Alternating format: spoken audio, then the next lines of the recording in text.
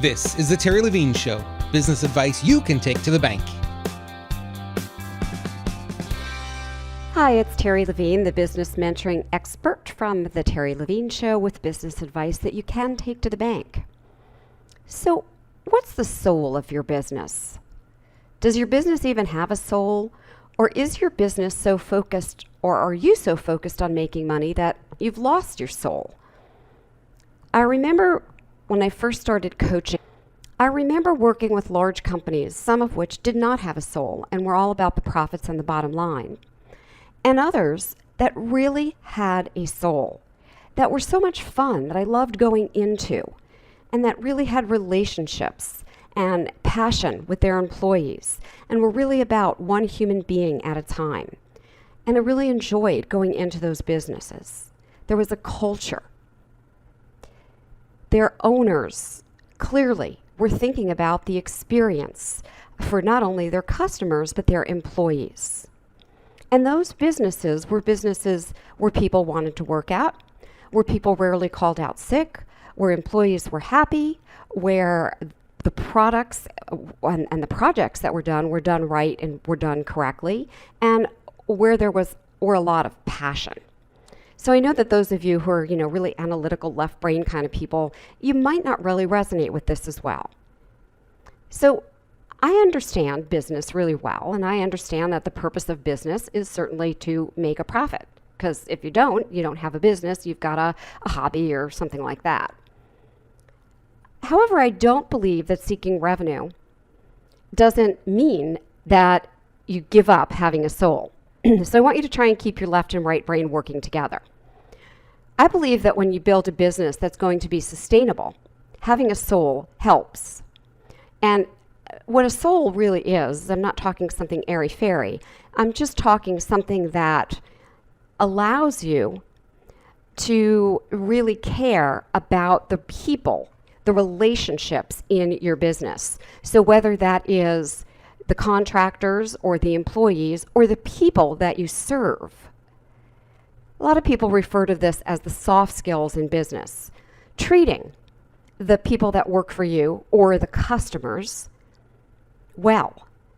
Empowering people. A lot of people refer to this as the soft skills in business. Treating the people that work for you or the customers well. Empowering people to succeed.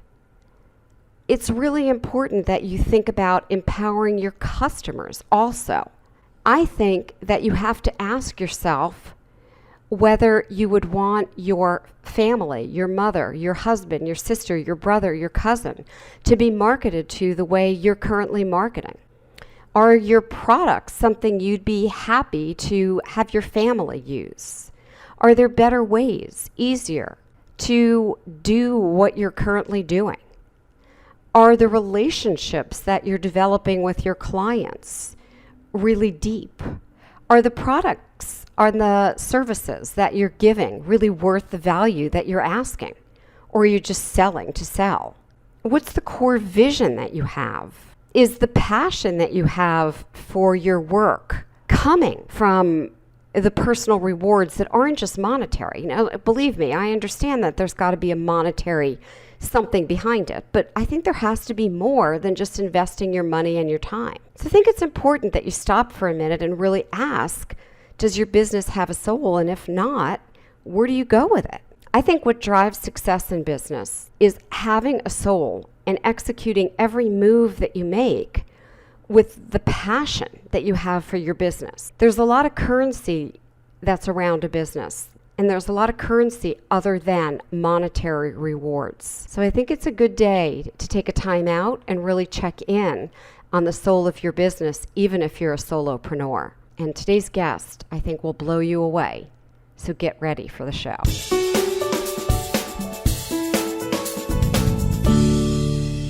Today's show is brought to you by our friends at Vervante.com. Well, I'm very excited to introduce my next guest, Tony Doval author of Rethink Your Success Mindset and Soul Shift. Tony has served as a coach, consultant, facilitator, and success activator for numerous local and international public sector, public service, and for-profit business organizations across Africa and the world, where he has created 2 times to 4 times results through high-performance mindsets leadership.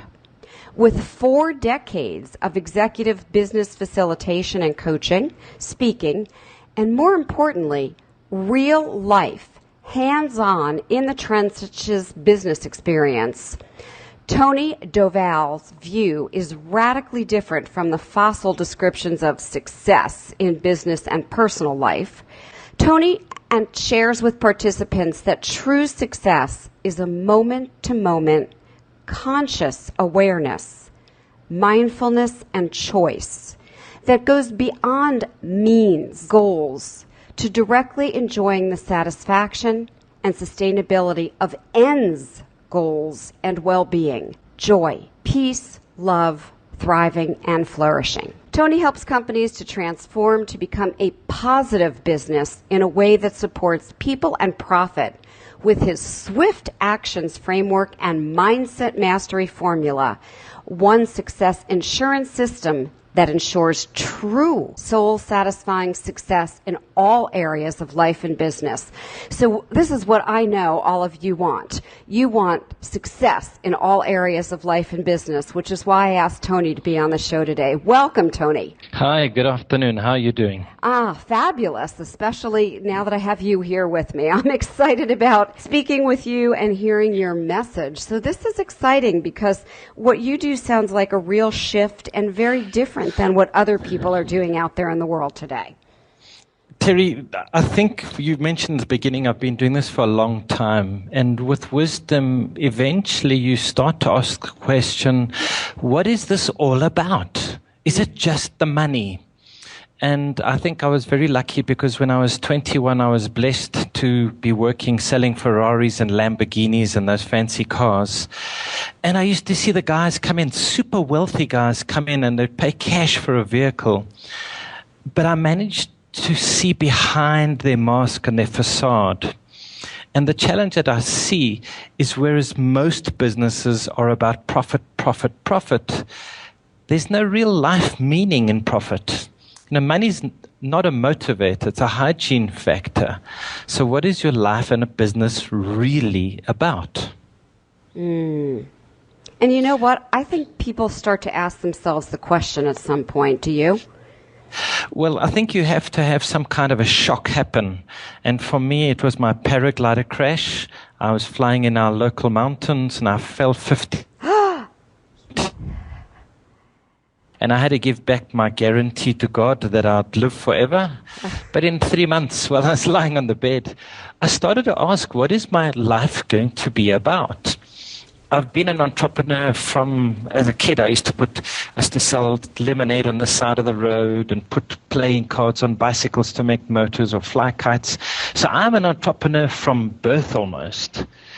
And I just discovered that the things that I was chasing, the shiny objects, once you got them, because I got my goals, I got the car and the Mercedes and the motorbikes, the impact doesn't last. Within 8 to 10 weeks, it's just another car and your happiness is back to your set point level. So, what's it all for? Yeah. And I think that's the big thing is, if you're in business, yes, you need money. It's cash flow is oxygen. But your life isn't just about breathing. It's got to be about more. It does have to be about more. And why do you think, because this is interesting, I'll share with you, I had a wake-up call also. I was chasing shiny objects and money and worked my way up, in corporate America and all of that. And then my mom died and my best friend died at age 40, and I just realized all she had ever done is work, just like me, and I stopped and said, what is life for? But why do you think it is that we have ingrained in us that it's about chasing the shiny objects? What is that all about? I think part of it is culture. We're brought up with this: if you have a big car, if you have lots of money, if you have a big house, we look up to these people. We're put on pedestals in TV, and the whole upbringing of people is, you're a better person if you have more. And I think that is so wrong. And we look down on somebody who doesn't have more money, bigger car. And I think I can only speak from a man's side, is we have this ego competitive nature for you lovely women, and we think we've got to use strength and force and flashy cars.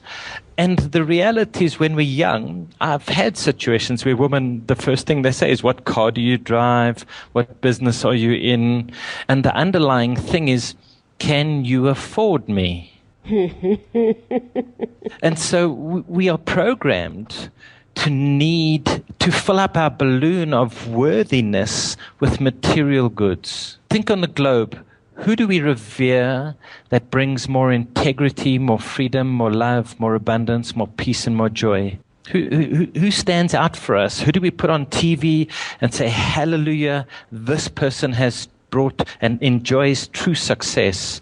Yeah, it's the rich and but the we famous. don't. We see our famous people there, the rich and the famous, and it's all the shiny objects, and they go around the corner and they're putting stuff in their nose, or they're OVDing on something, or they're drunk on something.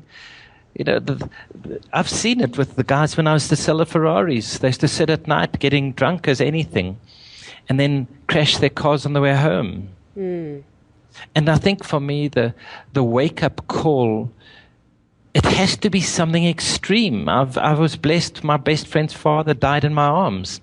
And even at that point, I had to say, what is life about? What do I want to bring? What do I want written on my tombstone? But the challenge is, business is structured in the public environment where we have the leaders are rewarded on a numeric number. They get a shareholding and a profit share and the share of the market and the stock exchange, and they're revered for generating X amount of profit. What you don't see is the blood and the guts on the dance floor, because they re-engineered their finances by firing 10,000 people. You don't hear the stories of the heartbreak of those families and the children and the wives and the uncertainty and the anxiety. In South Africa, we have our bank, the big head honcho as a chairman. And some of them are earning like 30 million rand a month. Now, that's a frightening amount of money. But then there are other people in that organization that are they're not even paying the rent. They're going to eat dog food. Yeah. What does it say for our soul? And for me, business has to be about, in the new world that we're moving to, it's got to be people and profit. Because here's the statistics. Mr. Leader or Mrs. Leader, 80% of the people that come through your hands, past your soul, on your watch in your company, are going to be forced to eat dog food between the time of retirement and when they die. Do you get that? I mean, that for me is scary. That just 80% of people whose lives you have touched whilst you've got your millions and boats and planes and trains, their life is just about surviving. They don't thrive, they don't flourish, they just bounce along. And both my parents died empty. In the last 2 or 3 years, myself and my 2 brothers funded them. And we are kind of middle-class, white, semi-intelligent people. And you think people would be intelligent with their money management, but they're not. They live moment to moment because they're competing with the guy next door for the latest car, the latest house, the latest clothes. And it's insanity, which is why I wrote the Rethink. We have to rethink how we're behaving, rethink the impact we are having. So we're going to take a quick break, and then I'd really It's time for everyone to rethink really what life is about. Yeah, I'd love to take just a fast break, and let's Sure. come back and talk about Rethink. I really want to talk about this because hopefully what you've said so far has woken people up. The dog food piece has given me goosebumps. Sometimes you have to get attention. I like that, Tony. I like that. We'll be right back with you. Thank you, Tony. Okay, thanks. at vervante.com. That's VERVANTE.com. I am back with my guest, Tony Doval, and we are just getting into talking about rethink, because we've talked about the fact that the shiny object isn't what's doing it, and while we're succeeding at getting the shiny object, some of the people we're touching along the way may be eating dog food. And I have to tell you, I'm still sitting here with goosebumps after that. So I want to get into the rethink concept. Okay. I think for me what became important is when I had my own staff and I was running my business along this normal premise of lower costs, increased profits, but that was for us, the directors and the owners. And I think in any of the organizations I go and work with and consult, there's this need to do more with less. So retrenchment and re-engineering and downsizing are vital parts of supporting the company's vision, mission, and values. What I find interesting is seldom do I see the shareholders living to the values. The staff are expected to, but you don't often see the shareholders living to those values that they claim are so important. And so they're using shiny objects to get their attention. I just got a picture. I do fishing. I do jet ski fishing and I go out 10 kilometers into the ocean. And we use shiny stuff to get fishers' attention. But when they get there, there's this really seriously sharp hook. And I think business is the same.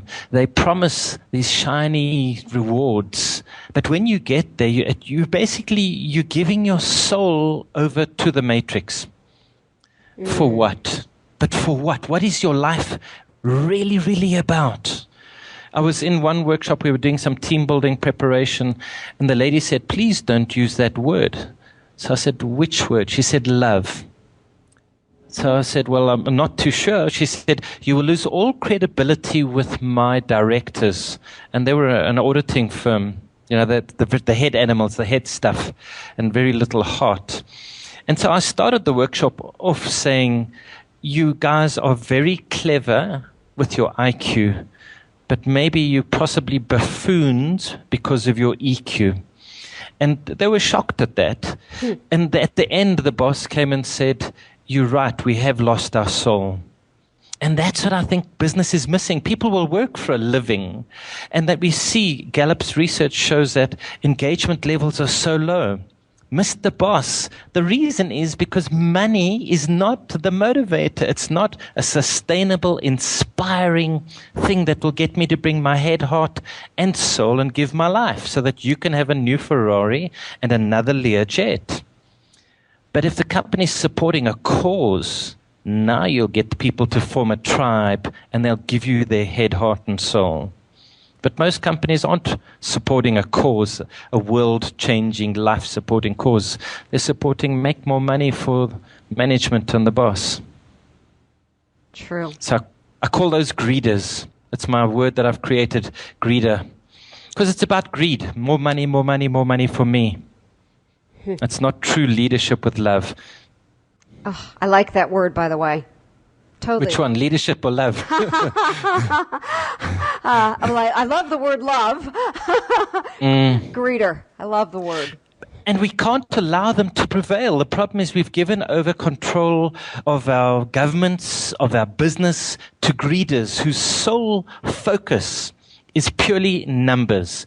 And we have research that shows the higher you go up in the ladder of an organization, the less you have empathy for the people in the organization. Until you're at the point at the upper levels, where a life is just a number. You know, retrench those 100 people. There's no consequence of the pain that the families and the extended families go through. But the boss is looking good because he, brought up the profit by another 27 million. And that, it hurts me now. I used to be like that. But I think I'm a little bit wiser. And so it's about rethinking what we are doing, rethinking what success is really about. When I did my mankind work, we do a visualization. And here's what I think we are missing in the planet is I co-create a world of more integrity, freedom, love, abundance, peace, and joy. I think that's what's missing in our world. Why can't business be the vehicle to bring that? But we have men running machines, war machines. Do you know we spend trillions of dollars on war? To what avail? Rather put the two generals in a ring and you fight to the death and you can sort yourself out. I heard a story that in the World War, the Germans and the British on Christmas Day, they put down their guns and they played soccer together. The next day, they went back to their trenches and they shot each other. Why? Not because they wanted to shoot each other, because some general 27 levels up sitting with his cigar and his coffee in the boardroom with a picture says, let's move these 10,000 souls over here and see if this will work. And let's try and see if we can kill them here. Yeah.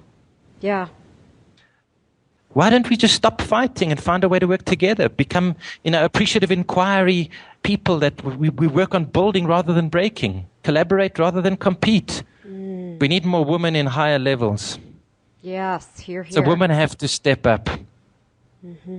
So we have to rethink leadership, rethink what success is. Rethink the impact that we are having on multiple bottom lines, not just the financial bottom line, the community bottom line, the people in your organization. I heard the story where a family owned a bank. They grew it to an enormous size and sold it. I think they took about 1/3 of the profit and they gave it to the staff. They distributed amongst the staff. Wow. You don't often hear that happening. That person has a soul. For most of the people, I think they've lost their soul. They've put it in a box, they've locked it away, and it's not going to come out until they have a huge wake-up call. Hopefully, I'm the wake-up call for some people who are ready. Yeah, it's an important thing that you just said, who are ready. I think corporate America is accused, and I'm speaking America because that's where I am. I often hear people say, corporate America has lost its soul. But in my experience when working with smaller businesses as well, I think the small business owner has also lost their soul. I think they're all about the profits as well and have even forgotten their customers. They are all about the customers, just giving them money, and not even after they bring a customer in, not even really serving the customer, taking great care of the customer, because the customer has become a financial object for them. Well, they're a shiny object. If you look at all the workshops, I'm busy packaging a workshop, and we're going through marketing. And we're using all of these shiny labels, the millionaire mindset, because that grabs attention versus the loving mindset. You won't get 10% of the people to arrive on, bring more freedom, more love, more abundance, more peace. But that's what we're looking for, because when you see the guy gets his money to buy the new R8 Audi or BMW or whatever vehicle or Chevrolet, it's not the metal that you want. You want the feeling you will get from owning the metal. Right. So we have these needs that we're trying to fill, but we're using means goals, the means to the end. And the end is always a feeling. But the means is these shiny objects. And we get programmed. Money is a drug for many of these people. And it doesn't take long to be hypnotized where you're making the money. And that's the only thing we discuss, is how to make more profit, how to reduce costs, how to get more share of the customer's wallet. And companies, when the accountants go in and look at them, it's only numbers are about the financials. About 20 years ago, I was saying, we will soon, I was a little bit ahead of my time, we will soon have numbers on the balance sheet that are about the human element. And I see there are companies now in Europe that are putting on numbers about the human element, the engagement, the happiness levels, the well-being, the flourishing. We've got models, we can now measure that. The science of happiness, I'm certified globally for the science of happiness. And we know that positive, happy people are 25 to 50% more productive. So depending upon if you're an accountant, you'll find a way, you'll invest just to get more productivity. But how's about having a soul that says a happy workforce is a great culture? Because culture is an important part of having a great place to work. And I think that's so important. I heard a statistic which should horrify some HR people, that at least 60% of your staff are looking to move. If they had opportunity, they would move. And I think that is such an indictment on management and leadership. Oh, yeah. So often I have to go in and I have to be the corporate soul surgeon. So we do social network analysis, we do leadership profiling and staff and culture profiling, and then we give the leaders feedback. Without question, 20 out of 20 sit back, put their hand over their head and say, oh my gosh, I didn't realize it was like this.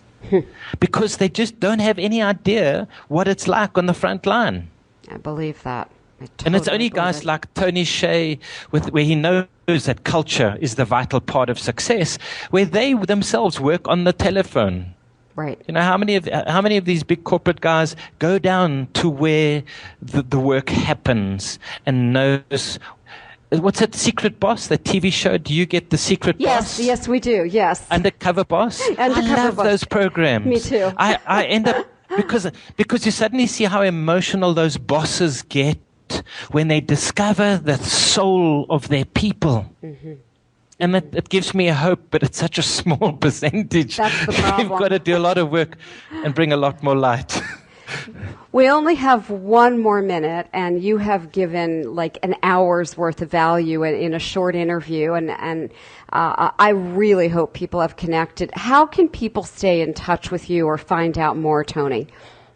A few ways. You can go to my website, successactivators.com. That's successactivators.com, and you can get a download of my free book, The Rethink Your Success Mindset. You can search for me on Google, Tony Dovale, Dovale, and I'm happy to communicate and connect and give free. I'm here to uplift mankind and wake people up and get them to rethink how we are living our life. So any way possible that we can add value. Give me a shout, give me an email. You can send me an email at terry@coachfree.com. Then I'll know they came from you. So if they use your name, TERRI, at coach as in soccer coach, free as in no cost, no charge.com. And if I can positively impact your life and be a soul surgeon and turn greedership to leadership, I'm there like a bear. I have to tell you that just in this interview, you have uplifted me, and this has been so inspirational. I can't tell you how much I appreciate you making this happen. Thank you. Oh, thank you so much. And for the listeners, make sure that you do visit theterrylevineshow.com. My guests, they're all phenomenal, and many of them have written great articles and blogs to continue your learning. It is business advice that you can take to the bank, and I look forward to seeing you all on the next program. Thank you for listening to The Terry Levine Show. If you're enjoying the show, please be sure to tell your friends and followers. And join us online at www.theterrylevineshow.com. We'll see you again next time.